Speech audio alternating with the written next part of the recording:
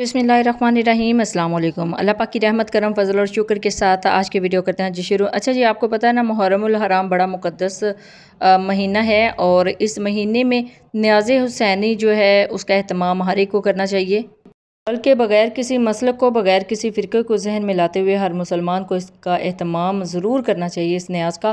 तो हमने भी ले आई थी जी ये डोलियाँ और ठूठियाँ, और ये इसको कुजियाँ और ठूठियाँ भी बोलते हैं। ये छोटे छोटे बर्तन खाना डालने के लिए इस्तेमाल होते हैं, तो इनको अच्छे से साफ़ करना है। और साफ़ भी मैं इसको कर रही हूँ जी, ये बिल्कुल पाक साफ़ एक बर्तन लिया है, बड़ा सा टब लिया है, ये बिल्कुल न्यू है। तो उसी के अंदर पानी में इसको ऐड करेंगे और अच्छे से वॉश करेंगे, ताकि इसके ऊपर जितनी भी डस्ट है ना एक्स्ट्रा वो उतर जाए और जितना कलर उतरना है वो उतर जाए। दूसरी जानिब खीर बन रही थी जी, माशाल्लाह अल्हम्दुलिल्लाह। खीर बनाने के लिए तकरीबन 10 किलो खालिश दूध लिया है और इसके अंदर तकरीबन आधा किलो चावल डाले हुए थे। ये टूटे हुए चावल थे, यानी साबुत चावल नहीं डालने। खीर को डिफरेंट तरीक़ों से बनाया जाता है, हर एक की अलग अलग रेसिपीज़ होती हैं, लेकिन इसको बहुत ही आसानी के साथ इजीली आप किस तरह घर में बना सकते हैं। ये देखें, जब ये तकरीबन 80 to 90% कुक हो जाए और इसके अंदर जो चावल है उनका दाना भी थोड़ा सा बारीक हो जाए, तो उस स्टेज पे आप इसके अंदर ऐड कर दीजिए ये इतनी जितनी खीर है ना, तकरीबन 10 किलो दूध की। 10 किलो दूध की खीर में अगर आप लास्ट पे एक डिब्बा डाल देंगे ना लजीजा खीर मिक्स का, तो बहुत ही ज़बरदस्त इसका टेस्ट हो जाएगा, बिल्कुल परफेक्ट। किसी भी मावा, किसी भी खोए की ज़रूरत ही नहीं इसके अंदर ऐड करने की। तो अल्हम्दुलिल्लाह यहाँ पे बर्तन भी अच्छे से साफ़ हो रहे हैं, क्लीन हो रहे हैं। इनको एक बर्तन में निकाल लेते हैं। ये एक जालीदार बर्तन है, ताकि इसके अंदर जो ये पानी है ना वो नीचे से ईज़िली निकल जाए।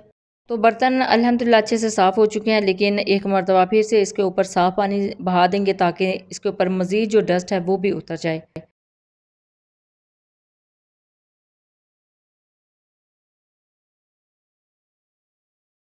ये दूसरे शेप में जो बर्तन है उनको भी साफ़ कर लेंगे। साफ़ पानी लिया है, साफ़ पानी में ऐड करेंगे बर्तन।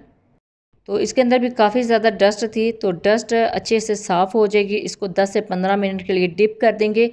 तो एक तो डिप करने से डस्ट सारी साफ़ हो जाएगी और बहुत ही अच्छे इनका जो कलर है वो भी निकल आएगा। ये देखिए जी, शॉप से तो इस शेप में आते हैं, यानी तोड़े में पैक करके भेजते हैं।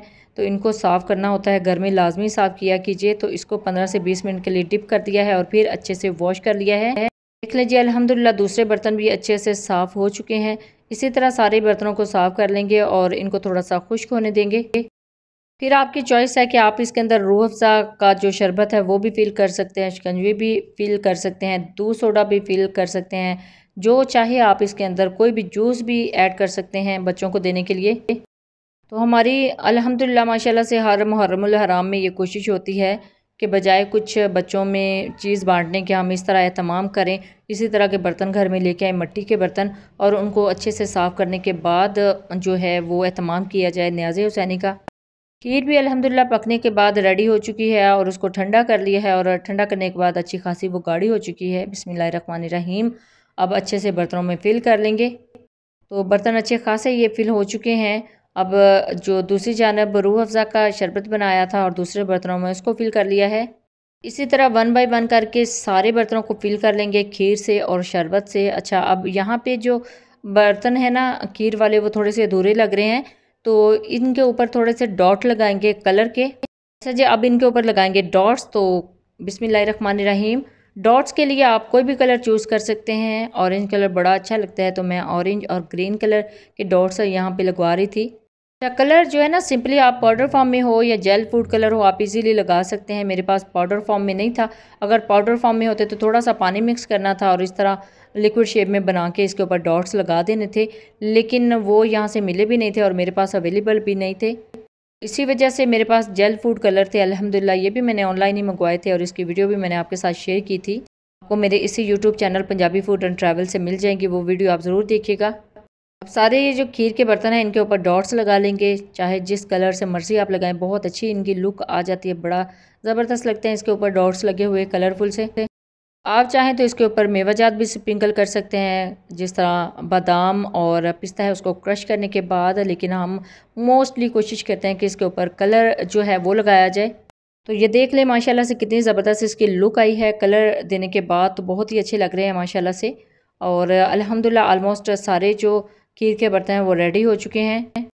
सो माशाल्लाह अल्हम्दुलिल्लाह खीर भी बिल्कुल रेडी हो चुकी है और जो शरबत है उसके बर्तन भी बिल्कुल रेडी हो चुके हैं, बर्तन फिल हो चुके हैं सारे खाने से।